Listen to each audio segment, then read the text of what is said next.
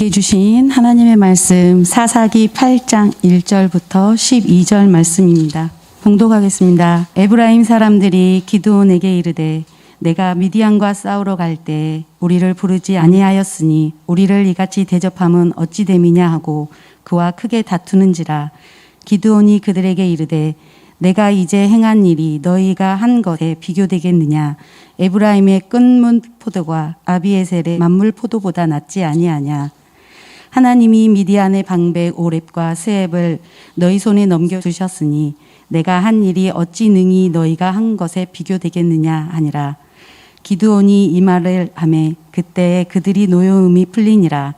기드온과 그와 함께 한 자 300명이 요단강에 이르러 건너고 비록 피곤하나 추격하며 그가 숫곳 사람들에게 이르되 나를 따르는 백성이 피곤하니 청하건대 그들에게 떡덩이를 주라. 나는 미디안의 왕들인 세바와 살문나의 뒤를 추격하고 있노라 하니 숫곳의 방백들이 이르되 세바와 살문나의 손이 지금 내 손 안에 있다는 거냐? 어찌 우리가 내 군대에게 떡을 주겠느냐 하는지라. 기드온이 이르되 그러면 여호와께서 세바와 살문나를 내 손에 넘겨주신 후에 내가 들가시와 찔레로 너희 살을 찢으리라 하고 거기서 분우엘로 올라가서 그들에게도 그같이 구한즉 분우엘 사람들의 대답도 숫곳 사람들의 대답과 같은지라. 기드온이 또 분우엘 사람에게 말하여 이르되 내가 평안히 돌아올 때에 이 망대를 헐리라 하니라. 이때 세바와 살문나가 갈골에 있는데 동방 사람의 모든 군대 중에 칼든 자 12만 명이 죽었고 그 남은 15,000명가량은 그들을 따라와서 거기에 있더라. 적군이 안심하고 있는 중에 기드온이 노바와 욥보하 동쪽 장막에 거주하는 자의 길로 올라가서 그 적진을 치니 세바와 살문나가 도망하는지라. 기드온이 그들의 뒤를 추격하며 미디안의 두 왕 세바와 살문나를 사로잡고 그 온 진영을 격파하니라. 성도는 일이 잘 풀릴 때 조심해야 합니다. 배부르고 형통하고 편안할 때 종종 하나님과의 관계가 멀어질 수 있기 때문입니다. 이 하나님과의 관계가 게을러지는 것은 기도와 말씀을 멀리하는 것으로 나타납니다. 예배를 빠지고 모이기에 힘쓰지 않는 것이죠. 그러면서 그리스도와 하나님을 잊어가는 것입니다. 그러면 어느새 점점 마음이 교만하여지더니 방종으로 나아갑니다. 그러다가 어느 날 사탄의 유혹에 빠져 쾌락을 추구합니다. 자신도 모르게 세상 문화에 휩쓸리고 악한 풍습에 물들어갑니다. 그래서 결국 롯과 같은 비참에 처하면서 형편없는 별 볼 일 없는 성도와 교회가 되는 것이. 처음에 하나님께서 요아스의 아들 기드온을 사사로 부르실 때 그는 대단히 겸손했습니다. 기드온은 밀을 포도주 틀에서 타작하고 있었습니다. 그때 여호와의 사자가 오브라라는 곳에 상수리 나무 아래 오셔서 앉으셨습니다. 그리고 여호와의 사자가 기드온에게 선포하셨습니다. 큰 용사여, 여호와께서 너와 함께 계시도다. 이때 기드온은 이런 선포가 자신에게 합당치 않다고 느꼈습니다. 그래서 기드온은 이렇게 대답합니다. 오 주여, 내가 무엇으로 이스라엘을 구원하리이까? 보소서, 나의 집은 므낫세 중에 극히 약하고 나는 내 아버지 집에서 가장 작은 자니이다. 이때 주께서 기드온에게 확신을 주십니다. 사사기 6장입니다. 너는 가서 이 너의 힘으로 이스라엘을 미디안의 손에서 구원하라. 내가 너를 보낸 것이 아니냐? 내가 반드시 너와 함께 하리니 네가 미디안 사람 치기를 한 사람을 치듯 하리라. 그러나 기드온은 두려움을 떨쳐내지 못하고 믿음의 확신을 갖기를 원했습니다. 그래서 하나님으로부터 오는 증거를 구했습니다. 물론 이러한 요구가 되풀이 된다면 완고함과 불신의 마음이기 때문에 하나님의 진노를 받아 마땅하지만 믿음이 연약할 때 믿음의 확신을 위해 주께 기도하는 것은 진실하고 겸손한 귀한 일입니다. 만일 내가 주께 은혜를 얻어 싸우면 나와 말씀하신 이가 주 되시는 표징을 내게 보이소서. 내가 예물을 가지고 다시 주께로 와서 그것을 주 앞에 드리기까지 이곳을 떠나지 마시기를 원하나이다 하니 그가 이르되 여호와의 사자가 이르되 내가 너 올 때까지 머무리라 하니라. 기드온이 가서 염소 새끼 하나를 준비하고 가루 한 에바로 무교병을 만들고 고기를 소쿠리에 담고 국을 양푼에 담아 상수리 나무 아래 그에게로 가져다가 드리매 하나님의 사자가 그에게 이르되 고기와 무교병을 가져다가 이 바위 위에 놓고 국을 부으라 하니 기드온이 그대로 하니라. 여호와의 사자가 손에 잡은 지팡이 끝을 내밀어 고기와 무교병에 대니 불이 어디서 나올까요? 여호와의 사자가 지팡이를 대고 고기와 무교병에 대니 불이 지팡이 끝에서 아니면 바위에서? 불이 바위에서 나와. 그러니까 우리 이제 읽을 때 상식을 초월하는 그런 내용들이죠. 지팡이 끝을 딱 대면 지팡이에서 불이 탁 나와서 고기를 태워야 될 것 같은데 지팡이가 아니라 바위에서 불이 나와서 고기와 무교병을 살랐고 여호와의 사자는 떠나서 보이지 아니한지라. 지금 기드온에게는 밀을 포도주의 틀에서 타작할 정도로 음식이 소중한 때입니다. 뭐 남은 것이 있겠어요? 밀을 타작할 정도로 포도주 틀에서 타작할 정도인데 한 톨 한 톨을 타작하는 것인데요. 그러나 기드온은 하나님께 자신의 모든 것을 드립니다. 주 되시는 표징을 확신을 얻기 위해서 모든 것을 다 드립니다. 자신의 최선을 드립니다. 이에 하나님은 기드온의 마음을 받으시고 기뻐하셨어요. 이때 기드온은 여호와의 사자, 즉 우리의 구속자이신 여호와 예수께서 천사로 오신 것을 직접 본 것이기 때문에 이제 죽을 줄 알았습니다. 그러나 그리스도의 중보로 인해 그는 죽지 않았어요. 그래서 기드온은 그것을 여호와 샬롬이라고 불렀어요. 이는 하나님과 평화 관계가 형성되었음을 나타내는 고백입니다. 그리고 이는 하나님께서 기드온을 사랑하고 지켜주시는 증거였어요. 즉 그를 친히 만나기 위하여 임마누엘 하신 우리 주 하나님이셨어요. 엔젤로 페니, 사람의 몸을 입고 오시기 전에 천사로 오셨던 우리 주 예수 그리스도 임마누엘 하나님이셨던 것이에요. 여호와 샬롬. 이제 여호와께서 기드온을 통하여 이스라엘을 구원하기 시작하십니다. 그리고 그 구원이 오직 하나님의 은혜인 것을 알도록 300명의 깨어있는 투철한 용사로 미디안과 아말렉과 동방의 군사들의 연합으로 연합된 연합군과 전쟁을 치르게 합니다. 그날 밤 여호와께서 기드온에게 말씀하셨습니다. 일어나 진영으로 내려가라. 내가 그것을 네 손에 넘겨주었느니라. 만일 내가 내려가기를 두려워하거든 네 부하 브라와 함께 그 진영으로 내려가서 그들이 하는 말을 들으라. 그 후에 내 손이 강하여져서 그 진영으로 내려가리라. 그래서 기드온과 그의 종 브라는 이 미디안 연합군, 아말렉, 미디안, 동방의 모든 왕들의 연합군 그 적진의 가장자리로 내려갔습니다. 한편 미디안 사람들과 아말렉 사람들과 동방의 모든 백성의 연합군은 그 골짜기에 진을 치고 있었어요. 군사가 너무나 많아서 마치 메뚜기처럼 보였습니다. 그들이 몰고 온 낙타도 바닷가의 모래알처럼 셀 수 없을 정도로 많았습니다. 이 기드온과 브라가 적의 진으로 내려가서 조용히 귀를 기울이고 들으니 어떤 군사가 자기 친구하고 꿈 얘기를 하고 있는 것이, 내가 꿈을 하나 꿨는데 꿈에 보리떡 한 덩어리가 미디안 진영으로 굴러 들어와서 한 장막에 이르러 그것을 쳐서 무너뜨려 위쪽으로 엎으니 그 장막이 다 쓰러지고 있는 것이야. 그런데 그의 친구가 그 꿈을 듣더니 이렇게 해석합니다. 지금 이것을 누가 듣고 있냐면 기드온과 이 브라가 듣고 있어요.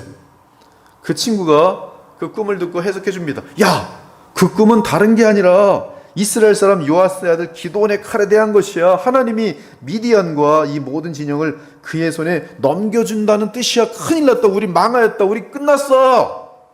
기드온은 그 꿈과 그 꿈에 대한 친구의 해석을 듣고 승리의 확신을 얻고 다시 자기 진영으로 돌아와 작전을 하기 시작합니다. 300명밖에 없어요. 300명을 100명씩 세 조로 나누고 300명 전원에게 항아리 그리고 나팔을 쥐어주고, 이 빈 항아리인데 그 빈 항아리 안에는 횃불을 감추어 두게 하였습니다. 그리고 기드온이 나팔을 불면 300명 전원이 나팔을 불며 여호와와 기드온의 칼이요라고 외치게 하였어요. 이제 마침내 기드온이 나팔을 불었습니다. 그러자 300명의 용사가 항아리를 깨트리며 여호와와 기드온의 칼이요라고 외쳤어요. 그러자 미디안의 연합군사는 혼비백산하며 난리가 났습니다. 진안에 있던 미디안 군사들은 소리를 지르며 달아나기 시작했어요. 이때 여호와께서 미디안 연합 군대가 자기들끼리 서로 찔러 죽이게 하셨어요. 하나님께서는 하나님의 원수들을 멸망케 하시는데 모든 방법을, 아주 여러 가지 종류의 방법을 사용하세요. 어떤 때는 비를 내리셔서 망하게 하시고, 어떤 때는 천둥을 내리셔서 망하게 하시고, 어떤 때는 불을 떨어뜨려서 망하기도 하시는데, 이번 같은 경우는 자기네들끼리 겁이 나서 자기들이 원수인 줄 알고 서로 찔러 죽이게 하셨어요. 적군은 뿔뿔이 달아났고 군대 장관들과 왕들도 도망쳤습니다. 이때 기드온은 처음에 소집하였던 군사들을 기억했어요. 그들은 두려움에 떨거나 깨어있지 못함으로 300용사에 끼지 못했던 무리들입니다. 그런데 기드온은 그들에게 패배한 미디안 군사를 쳐부술 수 있는 기회를 줍니다. 기드온은 참으로 아름다운 사람이에요. 굉장히 배려가 많은 사람입니다. 이스라엘 사람들은 납달리와 아셀과 온 므낫세에서부터 부름을 받고 다시 미디안을 추격하였더라. 그들은 페일 났던 사람들이, 그러나 기드온의 승리한 전쟁에 다시 동참하여서 미디안을 추격하였더라. 기드온은 또한 에브라임의 모든 산지에 사람을 보내어 말했습니다. 에브라임을 부른 이유는 기드온은 므낫세 지파로서 에브라임 지파와 상당히 가까운 관계였는데, 만일 그들을 부르지 않으면 나중에 골치 아픈 일이 터질 것이 뻔했기 때문입니다. 이 에브라임 지파는 그 당시 상당한 주도권을 갖고 있었는데 평소에 불평이 많았어요. 만일 기드온이 미디안과 처음에 전쟁을 치를 때 에브라임을 불렀다면 그들은 불평하며 따질 것이 분명했기 때문에 그들을 부르지 않았습니다. 그러나 승리한 이후에 남은 일거리까지 주지 않으면 에브라임 지파의 해코지가 만만치 않을 것입니다. 그래서 기드온은 느닷없이 에브라임에게 다 이긴 전쟁을 부탁합니다. 물론 그들의 도움도 필요하긴 합니다. 이리 내려와서 미디안을 치고 그들을 앞질러 벳바라와 요단강에 이르는 수로를 점령하라. 그리하여 에브라임 산들이 전쟁을 하러 모였고 그들은 벳바라와 요단강에 이르는 수도를 점령했습니다. 또한 에브라임 사람들은 오렙과 스앱이라는 이름을 가진 미디안의 두 방백, 즉 두 군대 사령관을 추격하여 사로잡았습니다. 에브라임 사람들은 오렙을 오렙 바위에서 죽였고 스앱은 스앱의 포도주 틀에서 죽였습니다. 그리고 에브라임 사람들은 오렙과 스앱의 머리를 잘라서 기드온에게 가지고 왔어요. 그때 기드온은 이미 요단강을 건너 요단강 동쪽에 있었습니다. 그리고 오늘 여러분이 읽으신 본문인 것이, 여러분 지난번 우리는 기드온 1편을 다루고 오늘은 기드온 2편입니다. 기드온 1편을 다 여러분들이 기억하실 줄 생각합니다. 오늘 본문을 보면 이제 미디안의 군대 장관인 오렙과 스앱의 머리를 가져온 에브라임 사람들은 의기가 당당한 가운데 아니나 다를까 기드온에게 시비를 걸며 큰 소리를 냅니다. 네가 미디안과 싸우러 갈 때 왜 우리를 부르지 아니하였느냐? 네가 우리를 이같이 대접하면 어찌 됨이냐? 이 8장 1절을 보면 그들이 기드온에게 와서 그와 크게 다투는지라라고 성경은 기록하고 있어요. 벌써 스앱과 이 오렙의 머리를 들고 오는 에브라임 사람들은 이 기드온 이러면서 벌써 온 거예요. 기드온 멱살이라도 잡으려고. 왜 네가 영광을 차지할 기회를 스스로 가졌냐는 거예요. 왜 이렇게 화가 났습니까? 그 이유는 큰 승리를 얻은 기드온이 이제 누리게 될 영광 때문이. 에브라임 사람들은 화가 났어요. 다 7년 동안 그렇게 고통당하던 이스라엘 사람들 다 잊어버리고 하나님이 300명의 용사로 승리를 주셨는데 그 승리의 영광을 기드온이 받는 것 같으니까 에브라임 사람들이 화가 나서 그와 크게 다투는지라. 크게 다투는 것은 왜 그랬어 이런 게 아니에요. 뭐래도 뒤집어 엎을 정도로 지금 와서 싸우자는 거예요. 이스라엘의 주도권이 기드온에게 넘어간 것을 알고 셈이 나고 질투가 난 것이, 한마디로 왜 우리 허락 없이 네가 감히 이스라엘을 대표하여 미디안 군사를 이겼느냐 하는 것이. 왜 이겼느냐는 거예요. 네가 뭔데? 이렇게 악한 것이 우리 인간들입니다. 영광에 대해서 세민하게 될 때 어리석어지는 것이 이런 인간들이 보이는 것이 없습니다. 은혜요? 감사요? 그건 저 뒤로 날아가요. 당장 가서 주먹이라도 치려고, 기도원 멱살이라도 치려고 지금 이리로 달려오고 있는 거예요. 네가 왜 승리하는 거예요? 우리가 승리해야 되는데. 사랑하는 여러분, 주도권 때문에 다투는 자는 본문의 에브라임 지파처럼 수치스러운 행동을 하게 돼요. 제가 미국에서 사역할 때 많은 교회들이, 시카고에 있는 교회들, LA에 있는 교회들, 교회가 두 동강이 났는데 경찰이 와서 두 패가 싸우지 못하도록 하고 있는데, 한쪽에서는 성도요 우리 환난과 핍박 가운데 있고, 저쪽엔 다 주집에서 뭐 같은 11시 예배에서 서로 예배 방해하고, 그들이 강목으로 서로 전쟁을 할까봐, 혹시 총이라도 쏠까봐 경찰들이 와서 중간에 딱 있어요. 그런 것이 하루가 아니라 1년씩 지나가는 교회도 있어요. 주도권 때문에 다투는 거예요. 그들은 더 큰 찬송을 불러요. 더 센 기도를 드립니다. 더 센 기도로 저 사탄의 역사들을, 저들을 다 물리쳐달라고 서로 기도해요. 장로파, 목사파로 나뉘어서 주도권 싸움이. 죽음을 각오하고 승리를 얻어온 참으로 귀한 영웅 기드온에게 지금 에브라임이 하는 짓을 보십시오. 이때 만일 기드온이 깨어있지 않다면 에브라임과 다투었을 것이고, 그 다툼은 곧바로 두 형제 지파 간의 전쟁으로 이어졌을 것이. 많은 지파들이 형들, 바로 몇 년 전까지만 해도 그렇게 같이 함께하며 기도하며 눈물을 흘리며 사랑했던 사람들인데, 어떤 이상한 사건 때문에, 이상한 사건이 이런 사건도 있어요. 왜 피아노를 여기다 놓습니까? 저기다 놓습니까? 그러고선 두 패가 나눠져요. 왜 커피잔을 거기다 놨습니까? 저 지하에다 갖다 놔야죠. 그래서 커피잔 성전에 놓는 파, 커피잔 저기 그 친교실에 놓는 파로 나눠져요. 아주 가관입니다. 왜 싸우는가? 내 주장이 관철되어 내 영광을 얻을 수 있다는 생각을 하는 거예요. 이때 만일 기도원이 깨어있지 못하면 그렇게 갈라지게 되고 싸우는 것이 사실 얼마나 말 같지 않은 시비입니까? 다 이겨놓은 승리의 전쟁을 일부러 영광을 얻으라고 넘겨준 것인데, 에브라임은 그 승리를 이루어 놓고는 이 오렙과 셉의 머리를 가져오고서는 네가 감히 우리 허락 없이 전쟁을 치렀느냐고 시비를 걸면서 따지니, 기도원이 얼마나 우라통이 터질 일입니까?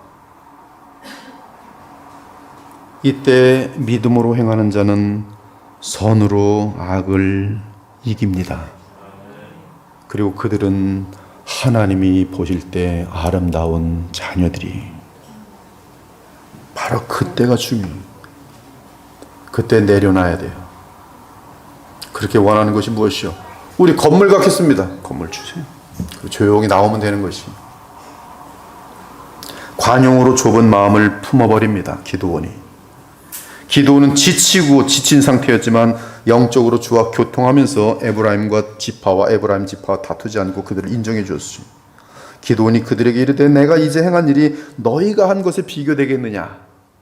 에브라임의 끝물 포도가 아비에셀의 만물 포도보다 낫지 아니하냐? 너희가 얼마나 훌륭한 사람들인데, 그럼 나 같은 경우는 저 말자 중에 말자고 정말 지극히 작은 사람 중에 하나인데, 맞습니다.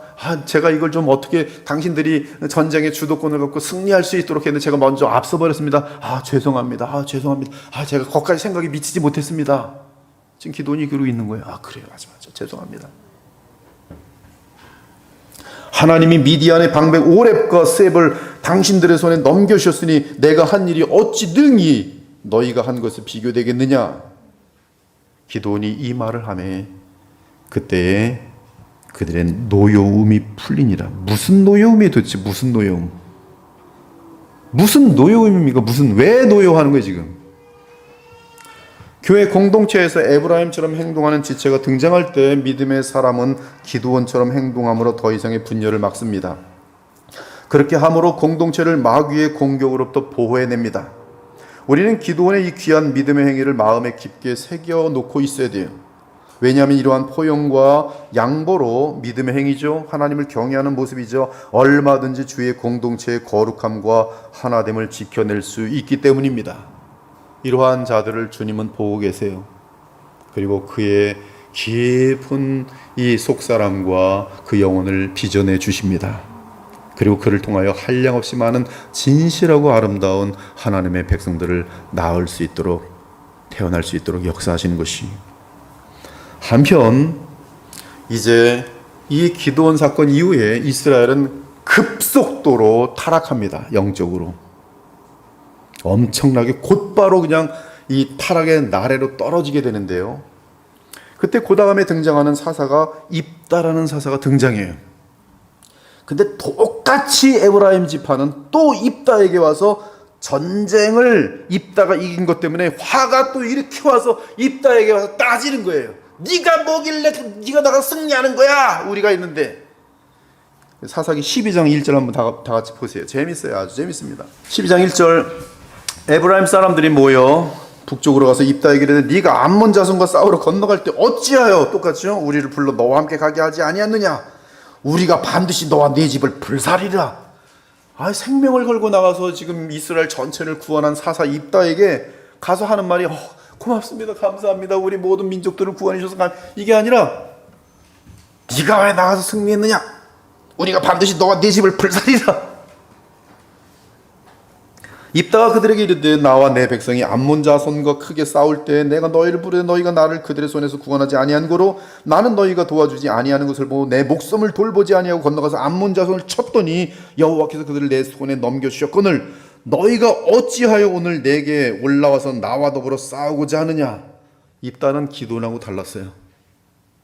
기도는 꿀꺽꿀꺽 삼키면서 그래 맞습니다. 제가 좀 더 배려했었어야 되는데 거기까지 믿지 못해 죄송합니다. 마무리했는데 입다는 이게 뭐야 이것들이 도대체 일단 정신 나간 아주 기본도 안 된 것들이 뭐야? 4절 입다가 길르앗 사람을 다 모으고 에브라임과 싸웠으며 길르앗 사람들이 에브라임을 쳐서 물질렀으니 이는 에브라임의 말이 너희 길르앗 사람들은 본래 에브라임에서 도망한 자로서 에브라임과 므낫세 중에 있다 하였습니다.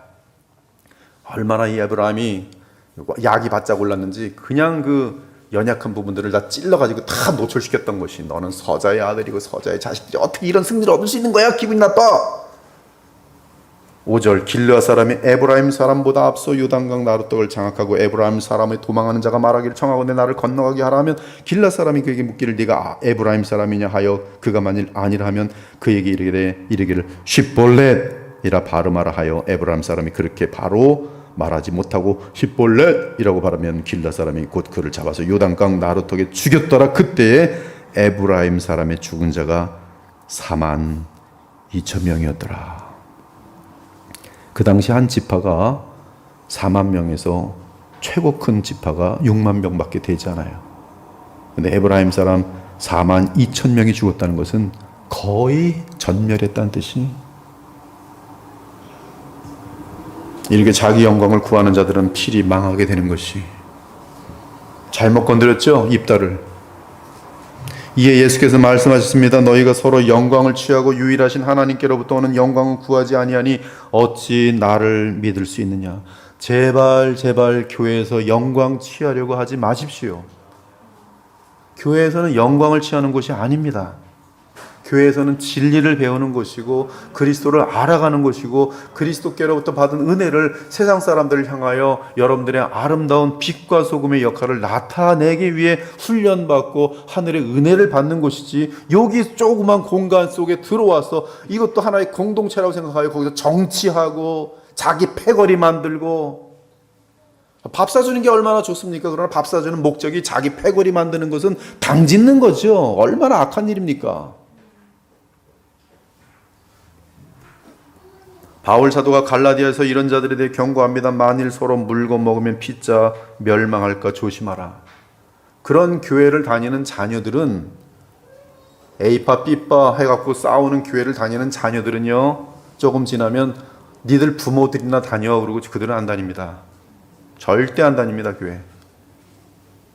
그러므로 여러분들이 자녀들에게 믿음을 아름답게 전수시켜 주려면은 첫째는 무엇을 하지 말아야 되냐면 그들 보는 데서 싸우지 마셔야 돼요. 애들 앞에서 싸우는 거 아니에요. 자녀들 앞에서. 교회도 마찬가지예요. 장로들하고 목사들하고 왜 애들 앞에 싸웁니까? 아무튼 기드온은 이 에브라임의 시비에 대해 믿음 안에서 훌륭하게 해결했어요. 너무나 아름다운 기드온이. 한편 에브라임이 미디안의 군대 장관 오앱과 세입을 제거했지만 아직 미디안 연합군의 두 왕이 남아 있었습니다.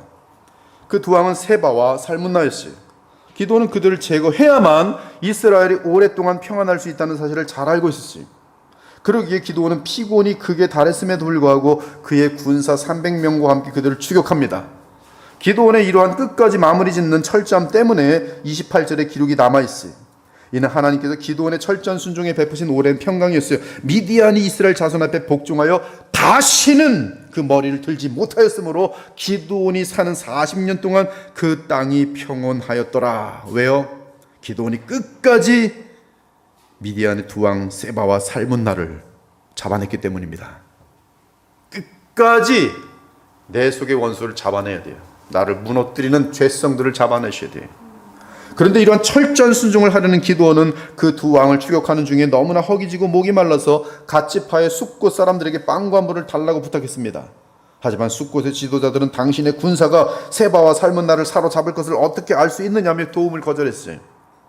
이는 참으로 악하고 비열한 행위였습니다. 그들은 하나님이 이미 승리를 안겨주신 기드온의 300용사를 무시하였을 뿐만 아니라 기드온의 군대가 미디안에게 패할 경우를 마음속에 생각하면서 혹시 미디안으로부터 받게 될지 모를 보복을 두려워하여 기드온 돕기를 거절한 것이, 이는 하나님의 백성이라고 하는 자들이 하나님의 나라와 역사에 전혀 무관심한 채 오직 이기적이며 기회주의적인 자세로 기드온과 그의 300용사를 대하는 불신의 태도였어요.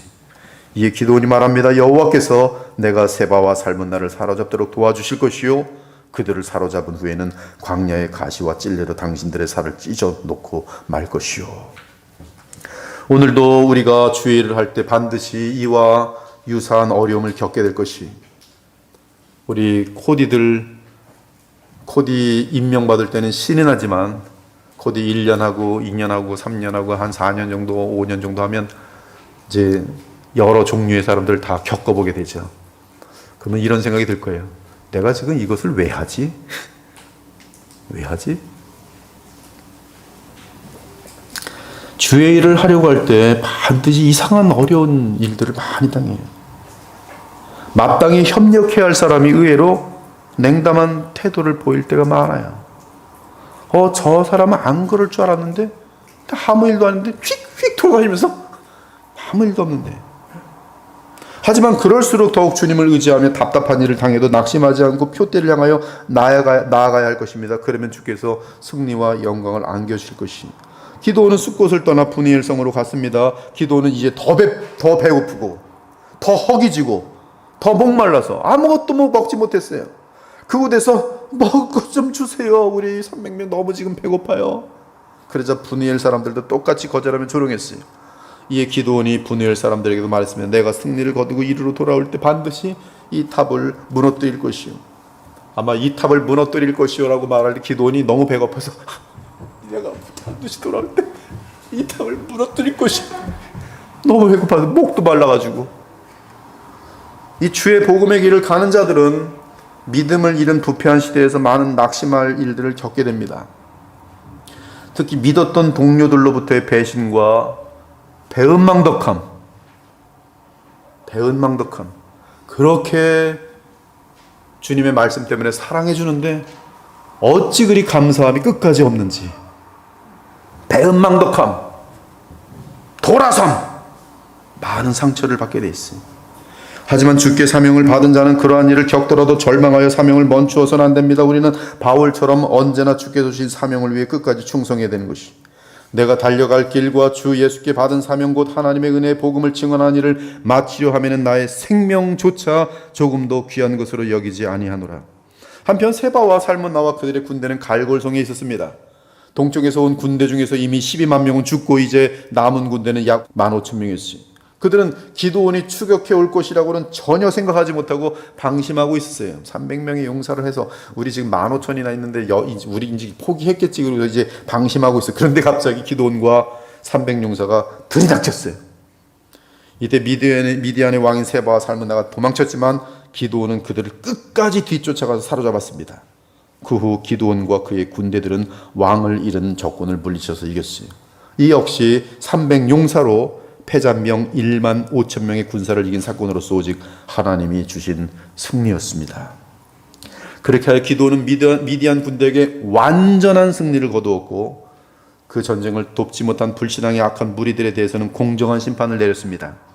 그래서 숫곳의 장로들을 붙잡아서 경고대로 광야의 가시와 찔레로 벌하였고 분이엘 사람들에 대해서는 분이엘 탑을 무너뜨려서 그 성 사람들도 죽게 되었어요.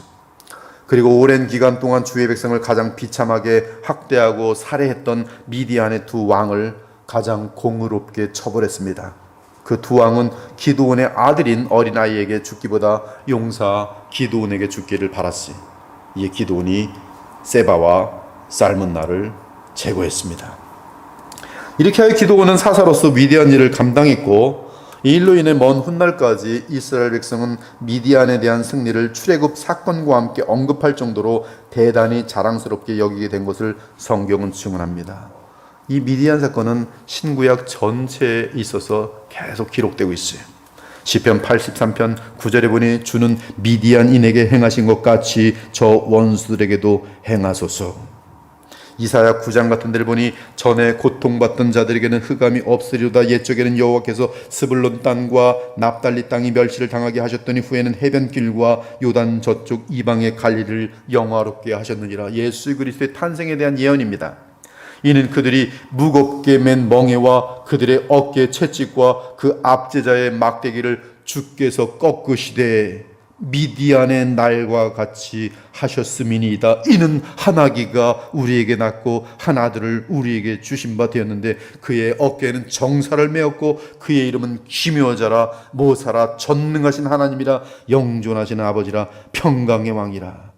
이사야 9장의 이 내용처럼 예수 그리스도에 대한 어마어마한 표현이 어디 있습니까? 그런데 그 표현이 무엇과 맞물려 있는지 아십니까? 미디안의 날과 같이 주께서 원수들을 꺾으셨도다. 그러니 미디안 사건이 얼마나 엄청난 영광스러운 사건이냐 이 말이. 이처럼 미디안의 전쟁의 승리는 심지어 죄에 대한 그리스도의 승리로까지 은유로 이어지고 있는 것이. 이사야 10장을 보니 만군의 여호와께서 채찍을 들어 그를 치시되 오랫바위에서 미디안을 쳐 죽이신 것 같이 하실 것이며 막대기를 드시되 바다를 향하여 애굽에서 하신 것 같이 하실 것이라. 애굽에서의 출애굽의 역사를 또한 미디안에서의 승리와 함께 맞물리면서 이 두 가지로 주께서 주의 백성들을 향하여 구원하신다라고 말씀하고 있어요. 그날에 그의 무거운 짐이 내 어깨에서 떠나고 그의 멍에가 내 목에서 벗어지되 기름진 까닭에 멍에가 부러지리라. 신약에서도 기드온은 아브라함과 다윗의 이름과 함께 영광의 믿음의 영웅들 이름에 나열됩니다. 내가 무슨 말을 하리요? 기드온, 다윗 및 사무엘과 선자들의 일을 말하려면 내게 시간이 부족하리로다. 그들은 믿음으로 나라들을 이기기도 하며 의를 행하기도 하며 연약한 가운데서 강하게 되기도 하며 전쟁에 용감하게 되어 이방 사람들의 진을 물리치기도 하였도다. 이것은 정확하게 미디안 사건에서의 기드온과 함께하는 300 용사에 대한 구체적인 묘사예요. 히브리서 11장. 연약한 가운데서 강하게 되기도 하며 전쟁에 용감하게 되어 이방 사람들의 진을 물리쳤도다. 이처럼 기드온과 300용사의 승리는 신구약 전체가 복음과 관련한 구속사로 언급하는 위대한 사건이었던 것이, 이제 미디안에게 대승리를 한 기드온에게 이스라엘 사람들이 찾아와서 기드온의 가문이 앞으로 이스라엘의 왕이 되어 이스라엘을 대대로 다스려 달라고 부탁합니다. 여러분, 이 부탁 때문에 이스라엘은 이제 급하게 타락의 나래로 막 내려가는 것을 발견하게 돼요. 이 부탁 때문에. 목사님, 그게 무슨 부탁이길래 그렇게 갑자기 이스라엘이 더 지금까지도 계속 이제 점점 그 타락의 그 물결이 점점 세졌는데 더 갑자기 세지게 된 이유는 무엇입니까? 갑자기 이스라엘 사람들이 찾아 기드온에게 대대로 우리의 왕이 되어 주소서. 이스라엘 백성이 이렇게 요구한 것은 당시 고대 근동은 미디안, 아말렉, 동방 나라 등 왕들을 두고 있었고 그들이 가진 군사력이 대단히 막강하게 보였기 때문입니다. 지금 당했잖아요. 지금 어마어마한 정말 이 메뚜기 떼어갖고 바다에 모래알처럼 와 있는데 왕들이 따 있었는데 물론 이기긴 했지만 다음에 또 오면 우린 분명히 질 거야. 우리도 왕을 세워야겠다. 또한 왕위 제도는 마땅히 세습되는 것이기에 이스라엘 백성은 기도원 당신부터 시작하여 이제 이스라엘의 이 왕 세습 제도를 갖도록 합시다. 지금 그 얘기한 거잖아요. 기도원이요, 이제 당신이 왕이 되고 이제 당신의 자녀들도 계속 왕이 되어서 왕 세습제를 우리 이스라엘에 이제 만들도록 합시다. 그런데 하나님께서는 주의 때가 되면 모세에게 이미 언약하신 것처럼 왕을 세우실 것이라고 되어 있어요.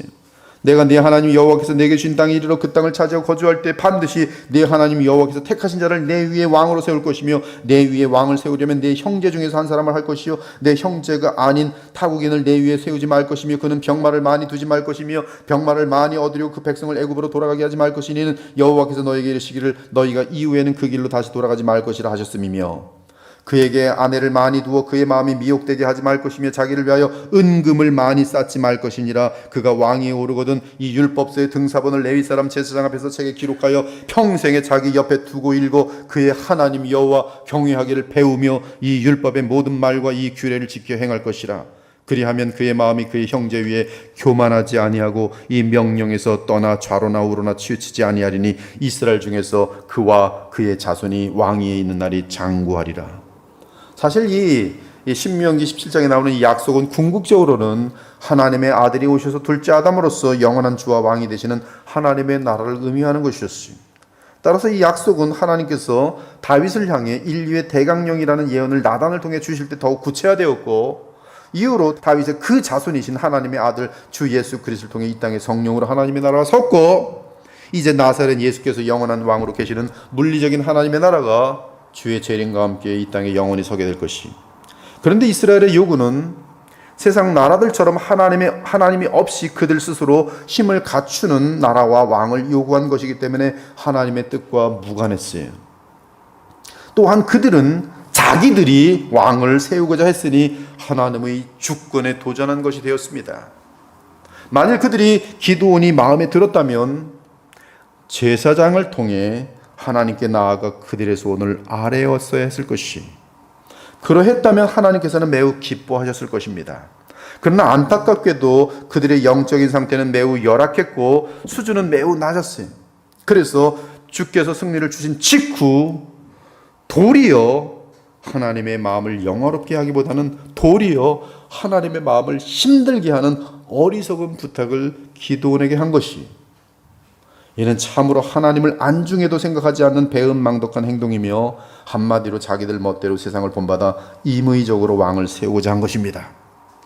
이러한 이스라엘의 행위는 그들의 창조주시며 언약해 주신 여호와 하나님께서 보실 때 오직 불신앙에서 비롯된 무례하고 반역적인 행위였어요. 이에 이 부탁에 대해 기드온은 딱 잘라 말하면서 여호와께서 너희를 다스린다는 말로 일축합니다. 내가 너희를 다스리지 아니하겠고 나의 아들도 나의 후손들도 너희를 다스리지 아니할 것이요 여호와께서 너희를 다스리시리라.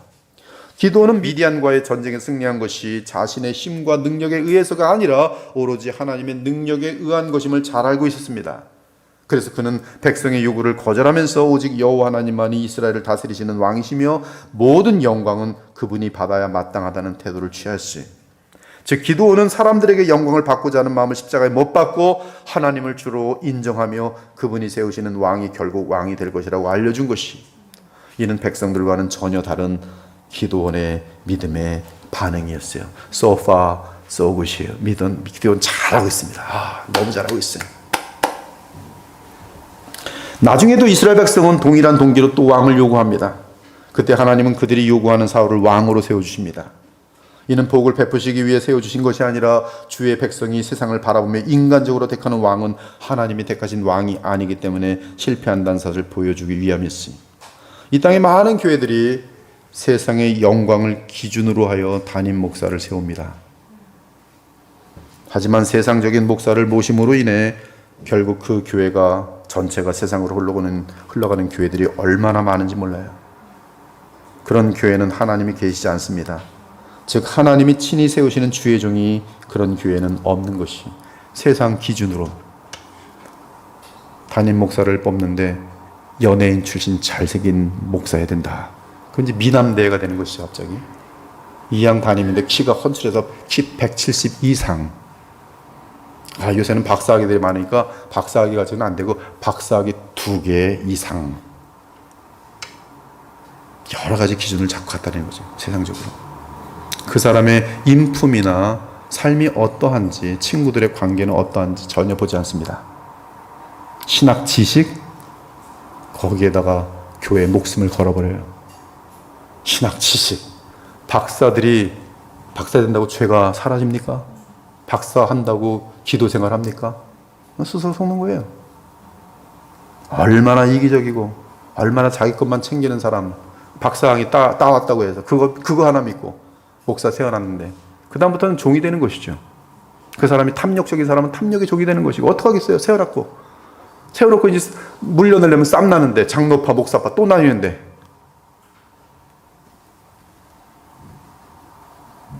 주의 백성이 그릇된 동기를 갖고 세상을 흉내내며 세상 영광을 구하는 심보로 자기들을 인도할 주의 종들을 찾는다면 반드시 아비멜렉, 이제 다음에 나타난 등장하는 인물이 하나님께서 얼마나 싫어하셨는지 이스라엘이 기드온을 왕으로 세우겠던 그 중심 동기가 얼마나 싫어했는지 그들에게 왕을 하나 보내주는데 아비멜렉이 서요. 아비멜렉.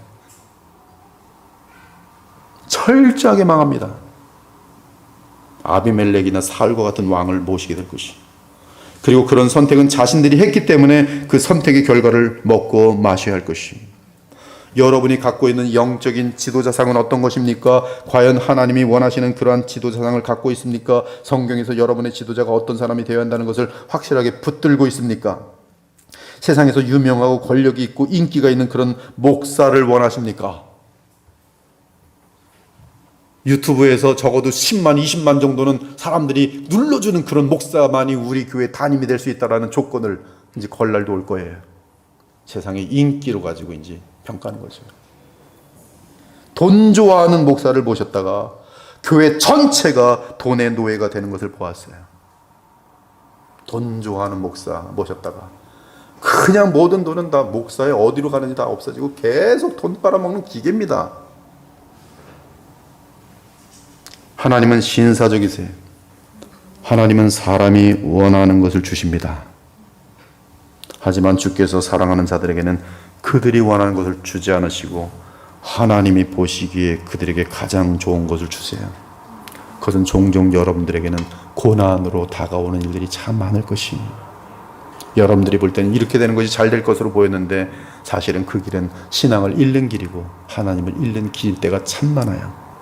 그러나 오히려 여러분에게 안 된 것 같았는데 돌아보면 그러했기 때문에 겸손할 수 있었고 그러했기 때문에 더욱더 진실할 수 있었고 그러했기 때문에 연약한 자들을 이해할 수 있게 되면서 그 마음이 그리스도의 사랑으로 배울 수가 있는 때가 더 많아요. 기도는 이스라엘 백성의 지도자상에 문제가 있다는 것을 직감했습니다. 그리고 주의 백성을 다스리시는 분은 하나님이시며 그분이 왕으로 세우시는 종만이 참으로 주의 백성을 영원히 바르게 인도할 것을 확증해 주었어요. 슬픈 사실은 기드온을 왕으로 삼고자 했던 이스라엘은 그 마음을 회개하지 않았습니다.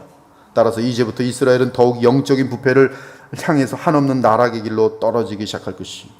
여러분은 누구를 왕으로 모시고 살아갑니까? 궁극적으로 여러분 저 끝에 여러분을 컨트롤하는 존재가 왕인데 그것이 무엇입니까? 학위입니까? 돈입니까? 아니면 정말로 그리스도입니까?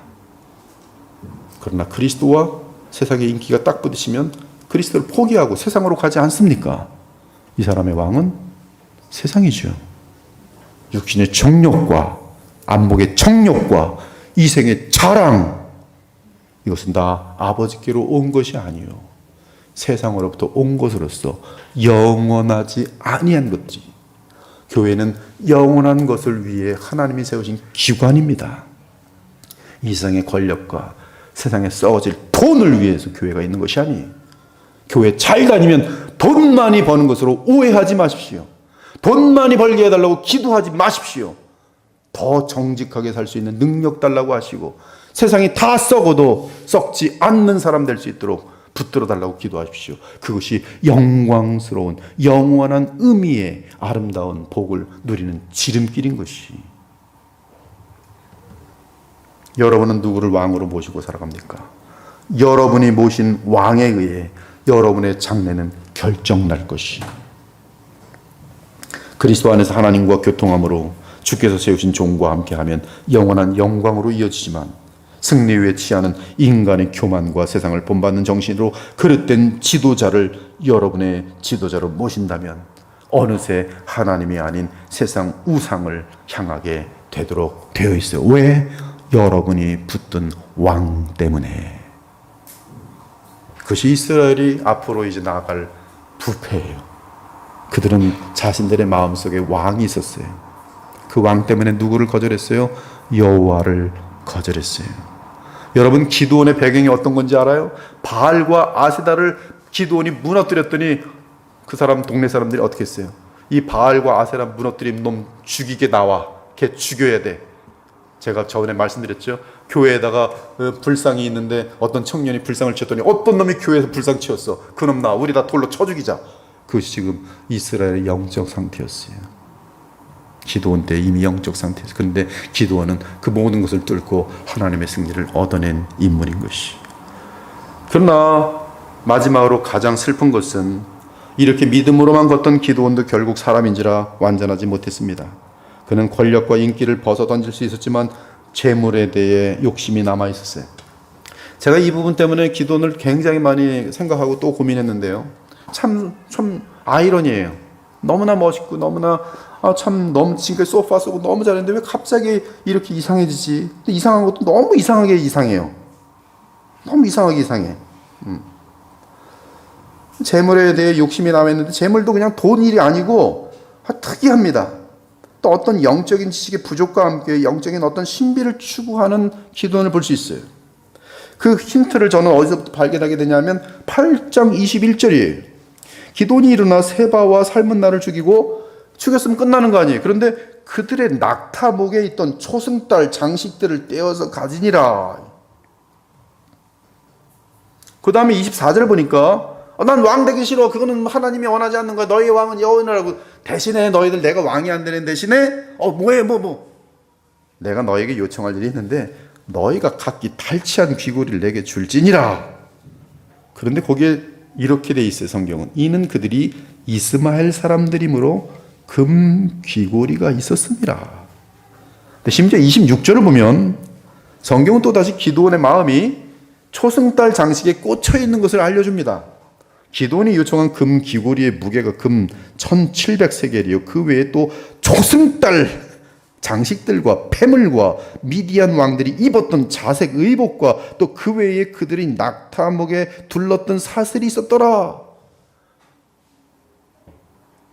불신의 세계 속에서 있는 어떤 특이한 어떤 그들이 가지고 있는 어떤 종교적인 그런 것들과 맞물려 있는 어떤 마술과 맞물려 있는 심지어 마귀와도 맞물려 있는 어떤 이상한 것들에 대해서 좀 매혹을 느끼는 그런 그림이 없지 않아 있고 또 재물이란 금이 다 금.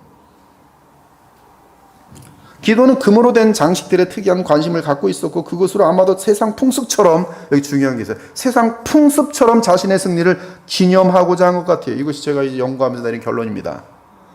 승리를 기념하고 싶은데 세상 풍습처럼 그리고 아주 특이한 방식으로.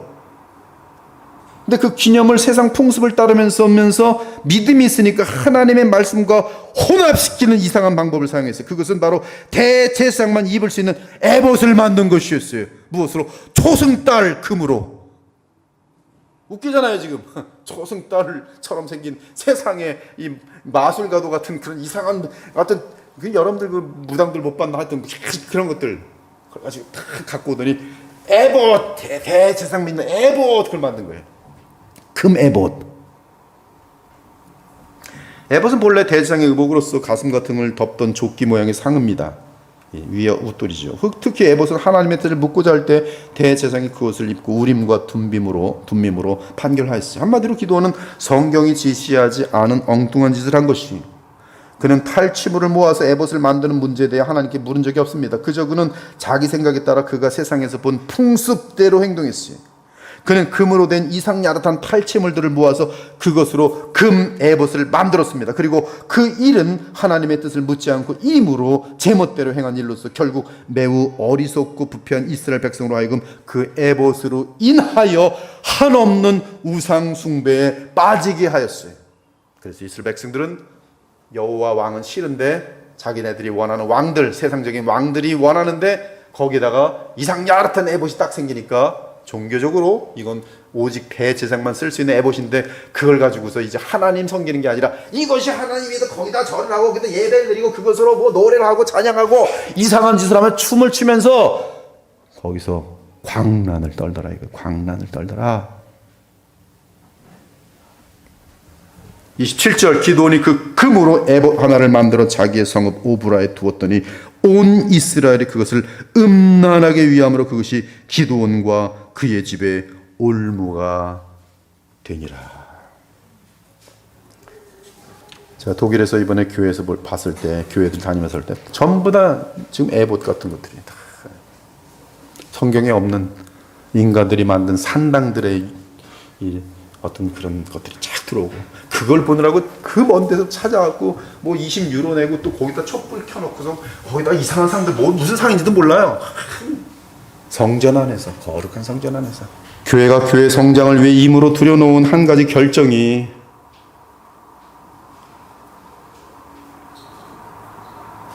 한 세대를 지나고 전 세계 교회를 부패시킨 사실 아세요?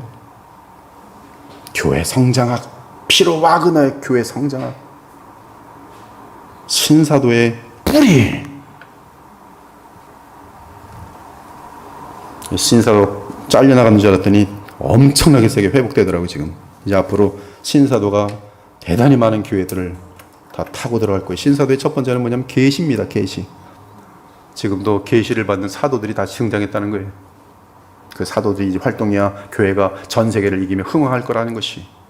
그들은 그래서 이제 성령으로 계시를 받고 이 성경은 점점 밀려나는 것이죠. 지난 밤에도 성령께서 말씀하셨는데 너야 뭐 무슨 장로야 너는 절로 가라 하였다. 자기가 이제 계시를 막 받고 하는 것이죠. 신사도예요. 그리고 신기한 책임들 하면서 눈이 돌아가고 땅바닥에 쓰러지고 막 뭐 한 20-30분 동안 뭐 이렇게 떨고 비정상적인 미친 사람으로 만들어내는 것을 성령의 역사라고 만들어가면서 파장시키는 거죠. 교회 성장을 위해 임으로 들여놓은 한 가지 결정이 한 세대를 지나고 전 세계 교회를 더럽게 만들었어요. 초대교회 때 그릇되게 남겨놓은 것들이 몇 세대가 흐르면서 다시는 회복될 수 없을 정도의 우상들이 된 사들이 많아요. 마리아 숭배, 교황제도, 성인 숭배, 신비주의, 율법주의, 세상 종교를 본딴 현란한 예배 의식 등 지금 이 시대에 몇 년 전에 한국에 유명하다는 목사들이 결정한 일들 때문에 한국교회가 신흥하고 있는 일이 한둘이 아닙니다. 우리는 승리 이후의 안일함을 주의해야 합니다.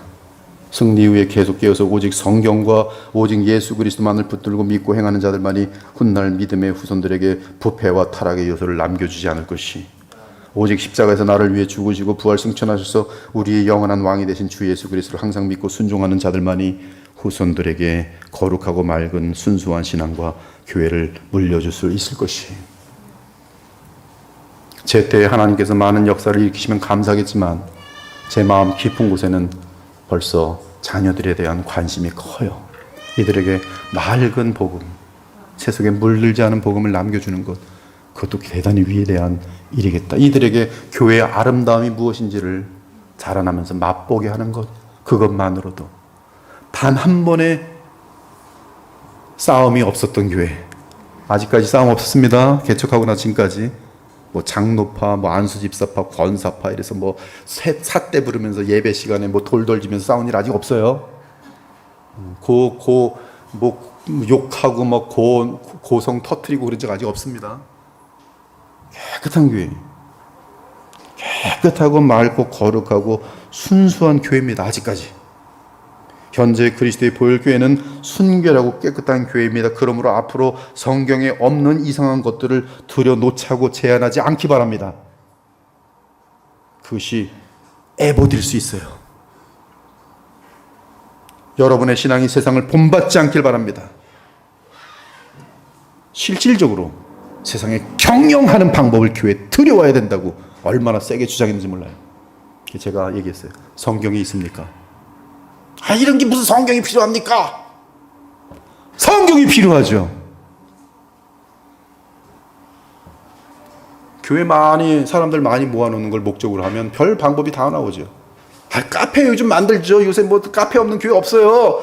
돈도 좀 받고 사람들 일거리 없는 사람들 카페에서 만들고 다방도 만들고 카페도 만들고 운동장도 만들고 다 만들죠. 장사도 하면서. 교회 요새 장사 안 하는 교회 거의 없습니다.